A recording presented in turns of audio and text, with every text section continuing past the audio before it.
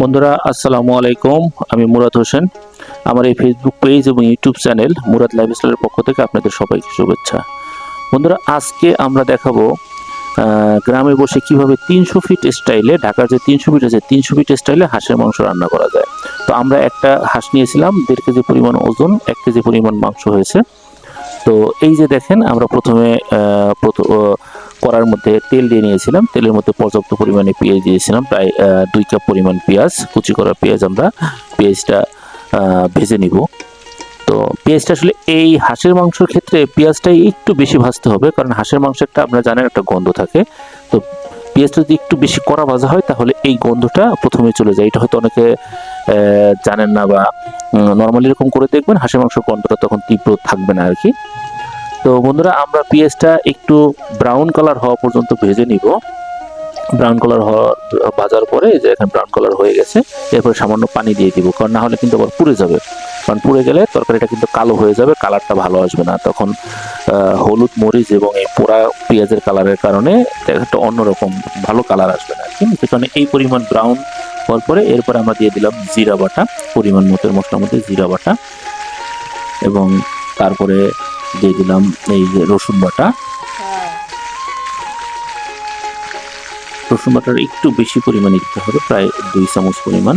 এরপরে আমরা এই দুটো মশলা সুন্দর করে জালে, এবং জালটা কিন্তু আসলে বাড়তি জাল লাগবে, মানে বেশি পরিমাণ কাঠের চুলার জাল লাগবে, অল্প জাল হলে হবে না। বেশি পরিমাণে জালে এটা রান্না করতে থাকবো। এখন আমরা দিয়ে দিব আদা বাটা।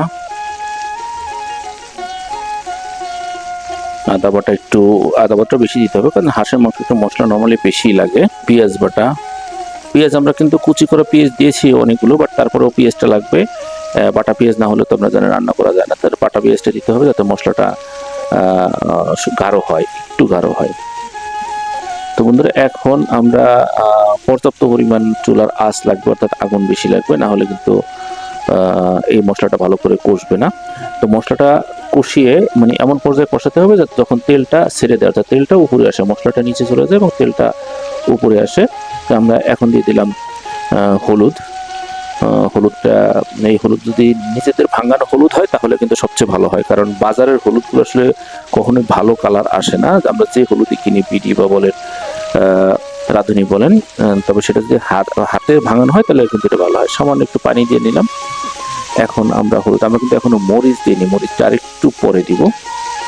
দেখেন হলুদের পরে একটা সুন্দর কালার এসেছে। তো বন্ধুরা এই যে এখন আমরা মরিচ দিয়ে দিলাম। এখন মরিচটা একটু বেশি দিবে, মরিচটা কিন্তু কালার দেখেন অনেক সুন্দর, এটা হাতে ভাঙানো মরিচ।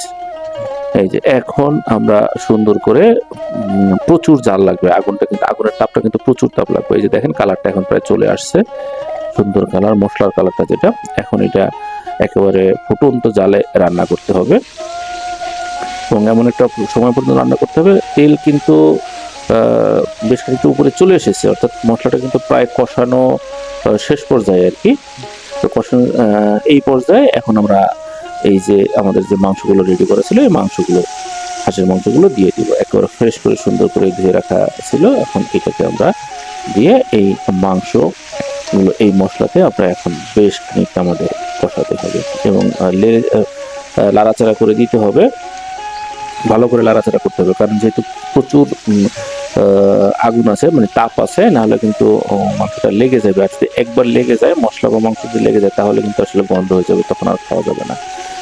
তো এই প্রক্রিয়ায় এখন আমরা মাংসটা সুন্দর করে লাড়াচাড়া করে মশলাগুলোর সাথে মিশিয়ে এই মাংসটা কষাবো। এখন আমরা লবণ দিয়ে নিব।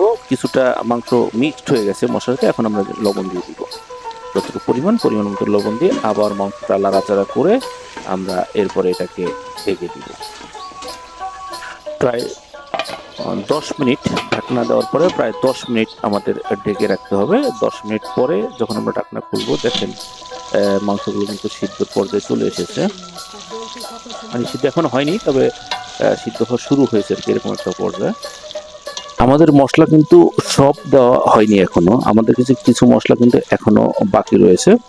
তো সেই মশলাগুলো আমরা এখন এই পর্যায়ে এসে এই মশলাগুলো দিয়ে দিব। অনেকে আসলে একসাথে মশলা দিয়ে দেয়, সেটাও হয়, যে যেভাবে রান্না করে। তা আমরা একটু সহজ পদ্ধতিতে রান্না করছি। এই যে আমরা এখন দিয়ে দিলাম হাঁসের মাংসের মিক্সড মশলা। এই মশলাটাই আপনার মাংসটাকে আরও বেশি টেস্টি করে তুলবে এবং যে ঝোলটা আছে ঝোলটাকে একটু গ্রেভি করবে। এখন কয়েকটা তেজপাতা দিয়ে দিলাম। তেজপাতার পরে এখন দিয়ে দিব গরম মশলা, দারচিনি, লং, এলাচ এগুলো দিয়ে দিব। এখন মাংসটাকে নাড়াচাড়া করে আরও খানিকটা কষাতে হবে, মানে খোলা অবস্থায় নাড়াচাড়া করে, এটা যাতে মশলার সাথে মাংসের মিক্সড ভালো হয়। এই কারণে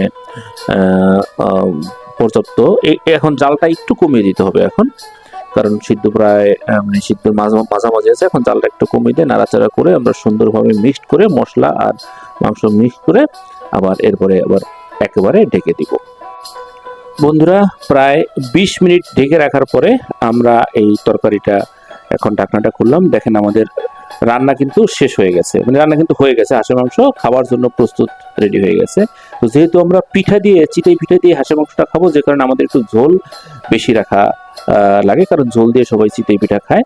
আর আমরা যেহেতু পিঠা দিয়ে খাবো সেই কারণে আমরা ঝোলও একটু বেশি রেখেছি।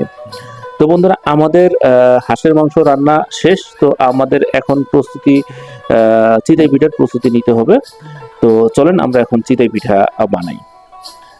এই যে বন্ধুরা, চিতই পিঠার একদম ক্ষেতের যে চাল, সেই চাল দিয়ে গুঁড়া করে আমরা চিতই পিঠার গোলা রেডি করা হয়েছে। এই যে সাজের মধ্যে চিতই পিঠার গোলা দিয়ে দেওয়া হচ্ছে, মানে যে প্রসিডিউর আর কি। নর্মালি বন্ধুরা, আমরা ঢাকাতে যে চিতই পিঠাগুলো খাই সেটা কিন্তু আসলে একটা সাজে একটা পিঠা তৈরি হয়, গোল ধরনের পিঠা। আর এইটা হচ্ছে আমরা আসলে এইটার সাথে একটা নস্টালজিক ব্যাপার আছে, মানে আমরা ছোটবেলা থেকে এরকম গ্রামে দেখে আসছি যে আমাদের মা দাদিরা নানিরা আসলে এইভাবেই তৈরি করে আসছে এগুলো। তো এই যেখানে 5টা পিঠা হয়, 4টা হয় লম্বা এবং একটা হয় গোল, এবং এইভাবে নর্মালি গ্রামে পিঠা তৈরি করে। তবে এই পিঠা কিন্তু সবাই তৈরি করতে পারে না, তবে গ্রামে আল্লাহর রহমতে সবাই তৈরি করতে পারে। শহরে আসলে সবাই করতে পারে না, বাট গ্রামে সবাই তৈরি করতে পারে। তো দেখেন পিঠাগুলো খুব সুন্দর হয়েছে, সাদা, ধপধপে সাদা এবং ফুলে গেছে এবং খুব ভালো লাগতেছে, মানে খেতে মানে খুব মজা হবে। তো বন্ধুরা, এই যে আমরা পিঠা বানানো শুরু করলাম এবং কিছুটা পিঠা তৈরি হয়েছে। আর আমরা আসলে এই পিঠাটা খাবো এই গ্রামে চুলার পাড়ে বসে। চুলার পাড়ে বসে খেতে যে কি মজা, সেইটা আসলে যারা না খেয়েছে তারা আসলে বুঝতে পারবে না। আমরা এখন প্রায় দুপুরবেলা আমরা এই চুলার পাড়ে বসেই হাঁসের মাংস দিয়ে এই পিঠা আমরা খাবো। আর আরেকটা জিনিস যেটা, সেটা হচ্ছে যে আসলে গ্রামে নর্মালি যদি শহর থেকে বেড়াতে আসে তাহলে এরকম ম্যাক্সিমামে চুলার পাড়ে বসেই পিঠাটা খাওয়া হয়, অনেকেই খায়। তো আমরা আসলে আজকে চুলার পরে বসেই খাবো পিঠা। এই যে দেখেন আমাদের হাঁসের মাংস, এখন পিঠাও তৈরি হয়ে গেছে অনেকগুলো। তো আমরা এখন এই যে তরকারি কালারটা দেখেন অনেক সুন্দর আসছে, ফ্লেভারটাও খুব সুন্দর আসছে। আমরা খেয়ে দেখিনি, তবে এখন আমরা খাবো। বন্ধুরা চলেন দেখিয়ে। এই যে আমার জন্য প্লেটে বাড়া হচ্ছে হাঁসের মাংস, কালারটা বেশ সুন্দর এসেছে। যেহেতু আমরা পিঠা দিয়েছি, তো এই পিঠা দেখাবো, সে কারণে ঝোলটা একটু বেশি রাখা হয়েছে। আর ঢাকাতে কিন্তু নর্মালি দেখা যায় যে আসলে কোনো রকমের 5 পিস মাংস দেয় 250 টাকা করে নেয়। তো সেই তুলনায় এইখানে আমাদের দামটা মনে হয় একটু কমই পড়বে এবং খাওয়াটাও একটু হেলদি। মানে ঢাকাতে আসলে যেভাবে রান্না করে সেটা তো টেস্টি করার জন্য বিভিন্ন রকম ইনগ্রিডিয়েন্ট দেয়, যেমন মানে টেস্টিং সল্ট দেয়, আরও কিছু কিছু মশলা দেয়। আর এখানে তো আসলে একেবারেই স্বাস্থ্যসম্মত, বাড়িতে বসে রান্না, নিজের বাড়িতে বসে চুলার পরে বসে রান্না আসলে। তো বন্ধুরা চলেন এখন আমরা খেয়ে দেখি আসলে এই মাংস এবং পিঠা কেমন টেস্ট হয়েছে। তা বন্ধুরা, এই যে আমরা খাওয়া শুরু করলাম একদম চুলার পরে বসে। মানে খাবার আসলে খুবই টেস্টি ছিল, মানে খুবই টেস্টি এবং খুবই মজাদার, অনেক সুন্দর, অনেক অনেক মজা। আর চুলার পাড়ে বসে এরকম রান্না করা মজাদার হাঁসের মাংস এবং পিঠা মানে বসে খাওয়া এবং সবাই সহ, এর থেকে আসলে আনন্দের জিনিস এবং টেস্টের জিনিস আসলে আর হয় না। এই যে আমার ভাগ্নি লাবণ্য, ও খাচ্ছে, ওকে খাওয়া দিচ্ছে মামু ভাগ্নি, মানে মামা আর ভাগ্নি একসাথে খাচ্ছি আমরা। এই যে পাশে আমার বাবা খাচ্ছে। তো সবাই মিলে আসলে এই যে একটা মজা, এই মজা গ্রামে না আসলে কখনো পাওয়া যাবে না। আমার ভাগ্নি আরো খাবে, ওকে খাওয়াই দিতে হবে, কারণ সে মামার হাতেই খাবে। এবং আসলে সবাই মিলে চুলার পরে বসে এই যে গ্রামীণ পরিবেশে খুব মজা হয়েছে আর কি, ও খুব মজা পেয়েছে। চুলার পাশে পাশে বসে গ্রামীণ পরিবেশে এই যে একটা খাওয়া, এটা আসলে অনেক আনন্দ। শুধু এটা খাওয়াটাই একটা মজাদার না, এটা আসলে পুরো পরিবেশটা একটা সুন্দর পরিবেশ, মজাদার পরিবেশ। তো যাই হোক বন্ধুরা, আপনাদেরকে আমরা দেখালাম গ্রামে বসে হাঁস রান্না করে পিঠা বানিয়ে এই চুলার পাড়ে বসে খেতে হয়, সেটা কেমন আনন্দ সেটা আপনাদের দেখালাম। তো যাই হোক, আমাদের এই ভিডিওটি যদি ভালো লাগে তাহলে অবশ্যই আমাদের এই ফেসবুক পেজ এবং YouTube channel Murad lifestyle follow এবং সাবস্ক্রাইব করবেন এবং লাইক কমেন্ট শেয়ার করে সাথে থাকবেন। তো দেখা হবে পরবর্তী কোনো ভিডিওতে, সেই পর্যন্ত ভালো থাকবেন। আসসালামু আলাইকুম।